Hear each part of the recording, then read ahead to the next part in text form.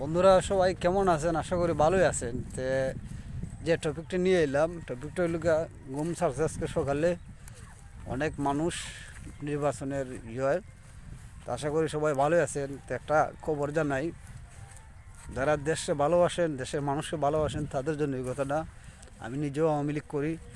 তখন বিষয় লেগে ভোট নষ্ট হইতো না করেই, যে একটা দেশপ্রেমিকরা তো ভোটটা যদি দেই তাহলে সবচেয়ে সুন্দর হইব, এটা ভাইবা ঘুমতে উইটা সবাই জানাইলাম। সবাই কোথাও কোন জায়গায় ভোট দিতাম, তখন বললাম যে ভোটটা ধানের শেষে দিও। কেলে এই কথাটা বলছি যে ভোটটা যদি ধানের শেষে দেয়, অন্তত দেশটা পাকিস্তান হইবে না, রাজাকাররা তো যেত না।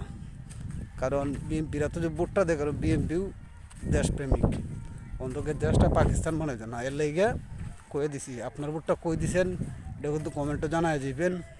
আপনি যে দলেই করেন আমার সমস্যা নাই, কারণ দেশে ভালোবাসি। এর লাগে দেশের মানুষের উৎসর লাগে মনে করেন যে কথাগুলো বললাম, বুঝছেন। বিএনপির দিলেও মনে হয় যে ভোটটা খারাপ হইতো না, কারণ ভোটটা নষ্ট করে তো লাভ নেই।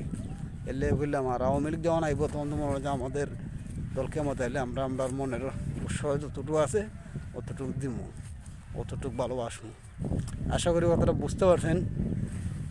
যে সব হিন্দু ভাইদের জন্য এটাই কই, আপনারা আওয়ামী লীগ ছাড়া অন্য কেন ভোট দিবেন না এটা জানি, কিন্তু এটাও আশা রাখছি যে ভোটটা যদি বিএনপিরে দেন সমস্যা হইবে না, ভালো হইবে। আপনারা এই সকালবেলা সময় বললাম বিএনপি যাইবে, নিশ্চিন্তভাবে বিএনপির ভোটটা দিন। সবাই ভালো থাকবেন।